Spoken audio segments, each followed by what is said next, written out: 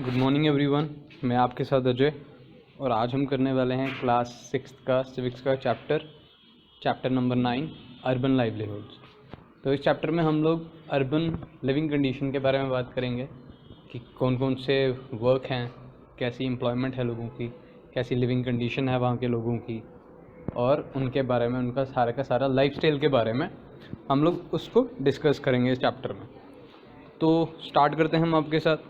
तो स्टार्टिंग में हम आपके साथ करेंगे डायरेक्टली आपके एनसीईआरटी क्वेश्चंस। तो जैसे आपका पहला क्वेश्चन है, read and discuss the following description of the living condition of workers who came to labour चौक।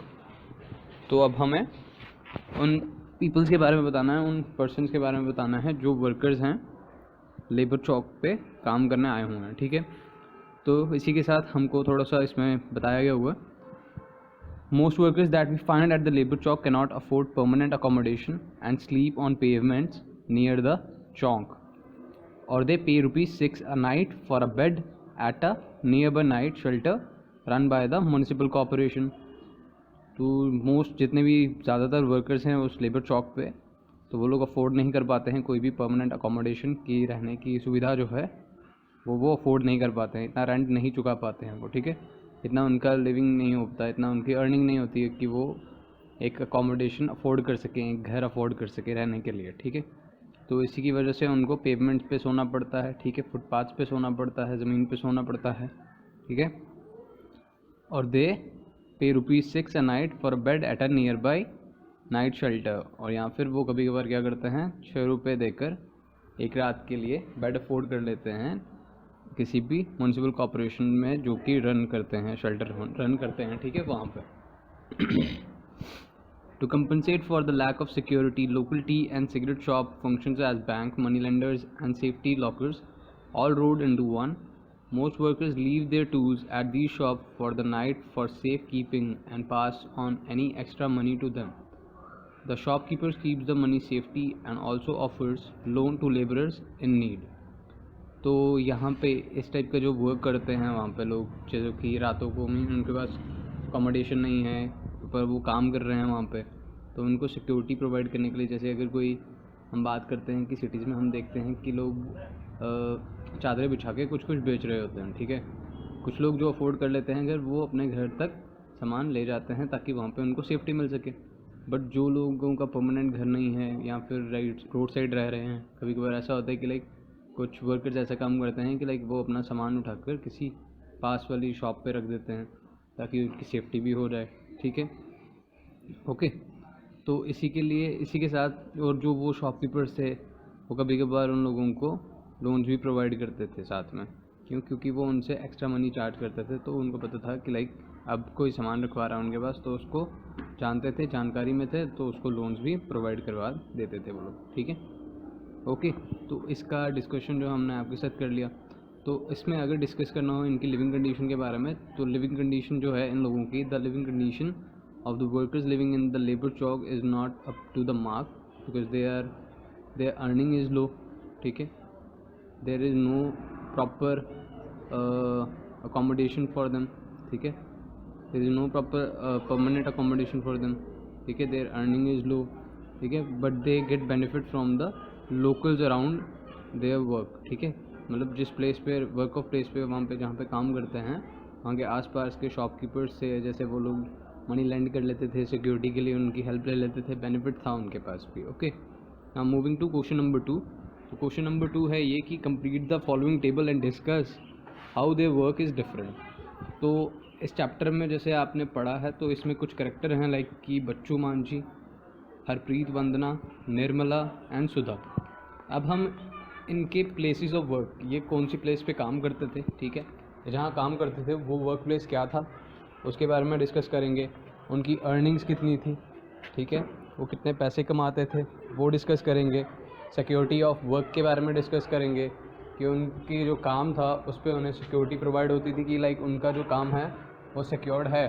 ठीक है, इसके बारे में अब हम लोग डिस्कस करेंगे, और साथ में उनके बेनिफिट, जो उनको बेनिफिट्स रिसीव होते थे ये काम करते टाइम पे भी। Okay, and work of their work on their own और एम्प्लॉयड।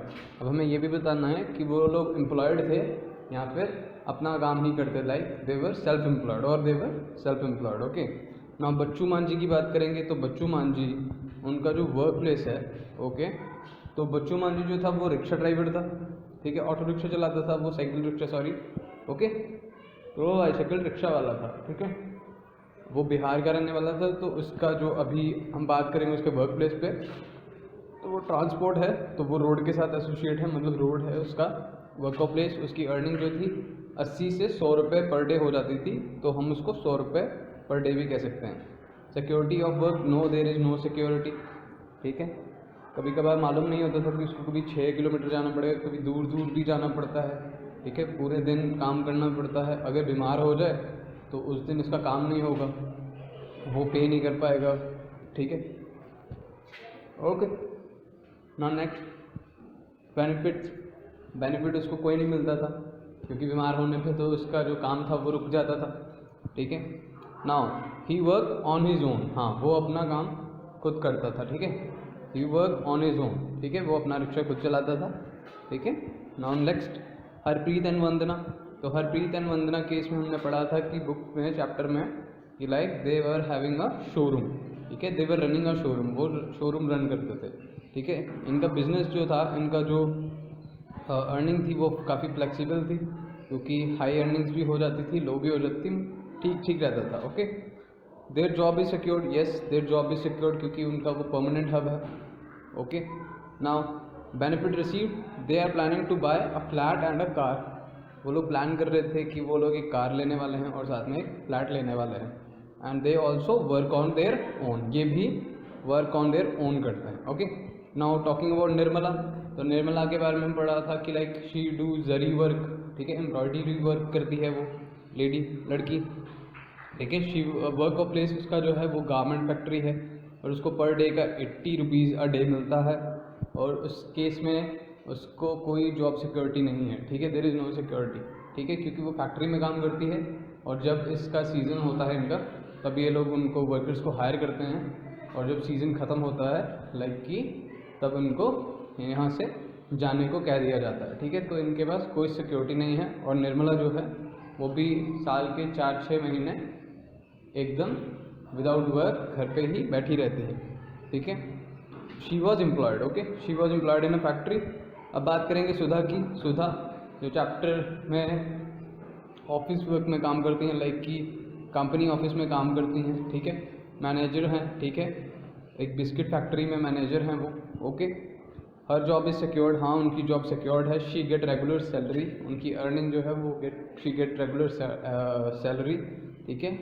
एंड बेनिफिट जो है उनको हॉलीडेज़ मिलते हैं, मेडिकल फैसिलिटीज़ मिलती हैं, नेशनल हॉलीडेज़ पे छुट्टियाँ, संडेज़ पे छुट्टियाँ, मेडिकल फैसिलिटीज़ मिलती हैं सुधा को, ठीक है। और she is employed, she is also employed in a business firm. Okay, moving to question number 3, in what way is a permanent and a regular job different from a casual job? Now discuss, ठीक है। as we all know कि जो regular और permanent job है, permanent job like you are permanently hired for a work, ठीक है, और जो कैजुअल जॉब है इसमें आपको कभी कभार एज ए सीजनल वर्कर अगर बात करें, कि कभी कभार जब भी नीड होगी तब हम आपको बुला लेंगे, वरना नहीं, ठीक है। नाउ तो इसको आंसर हम इस वे में करेंगे कि like in a permanent and regular job an employ gets a regular salary every month, तो उस एम्प्लॉय को रेगुलर सैलरी मिलती है हर महीने।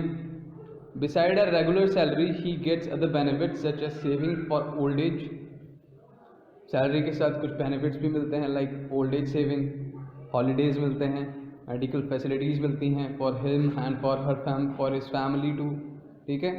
And this type of job is also secured, this job is secured, but casual workers avail no job security. But अगर हम बात करें कैजुअल वर्कर्स की, they do not avail any kind of job security.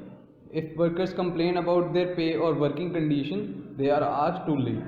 और इस casual work में अगर आप बात करो कि लाइक आप अपने एम्प्लॉयर मालिक को या एम्प्लॉयर को कहो कि लाइक हमारी पेमेंट बढ़ा दे या वर्किंग कंडीशन यहाँ की जो है वो सही नहीं है, ठीक है, तो उस टाइम पे आपको कह दिया जा सकता है कि आप इस कंपनी को छोड़ के जा सकते हैं। Okay, they are also expected to work very long hours, तो उनका काम करने की जो शैली है उसमें भी उनका टाइम जो है और ज़्यादा इंक्रीज़ कर दिया जाता है कभी कभार डिमांड के हिसाब से, ठीक है।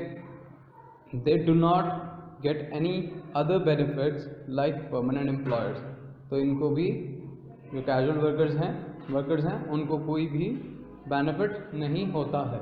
Okay, now discussing question number 4, what benefit does Sudha get along with her salary. Sudha is a permanent worker with a company, Sudha जो है वो एक परमानेंट वर्कर है एक कंपनी में। She get several benefits along with her salary, उनको salary के साथ कुछ अदर बेनिफिट जो हैं वो भी मिलते हैं, like savings for old as apart from her salary is kept in a fund with the government. She will and earns interest on these wages. When she retires from his job, she will get this money in the form of a pension. तो saving for old as कर रही हैं वो, अपने ही जो वहाँ पे वो काम करते हैं वहाँ पे गवर्नमेंट फंड के अंदर उनका जो सैलरी है उसमें से कुछ हिस्सा उसमें जमा हो जाता है, ठीक है। तो उसकी जो भी इंटरेस्ट होगा उस सेविंग का वो उनके रिटायर होने पे उनको पेंशन के रूप में दे दिया जाएगा, ठीक है। Then Sudha gets off on Sundays and national holidays. She also gets some days as annual leave, तो सुधा जो कंपनी में वर्क करती हैं उनको संडेज को और साथ में जो हमारे नेशनल हॉलीडेज होते हैं उस पर भी, और साथ में इसके और कोई भी एनुअल लीव जो होती हैं, अगर आप एप्लीकेशन देते हो ऑफिस में कंपनी में तो आपको एनुअल फीस के भी कोई भी इसमें से आपकी वेजेस में से इनकम में से कोई चार्जेस नहीं करते हैं, ठीक है। एंड इसी के साथ और इनको क्या मिलता था, लाइक की medical facilities for her families too, तो मेडिकल फैसिलिटीज़ मिलती थी। The company pays Sudha medical expenses up to a certain amount for her and her family members. She gets medical leave if she fall ills and her salary is cut if she takes this leave, ठीक है।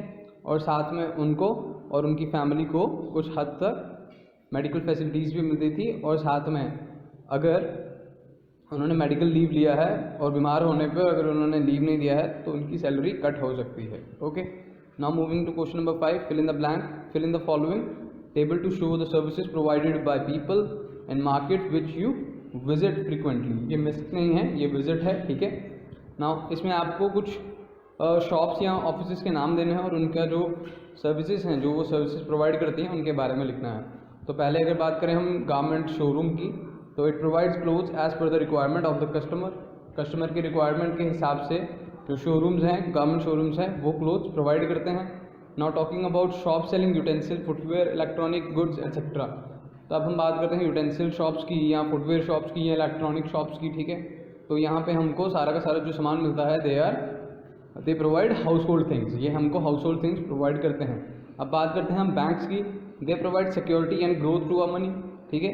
हमारे पैसे जब हम bank में जमा करवाते हैं हमें एक टाइप का सिक्योरिटी रहता है और साथ में हमको इंटरेस्ट देकर ये इनकी ग्रोथ को हेल्प करता है हमारे लिए, ठीक है।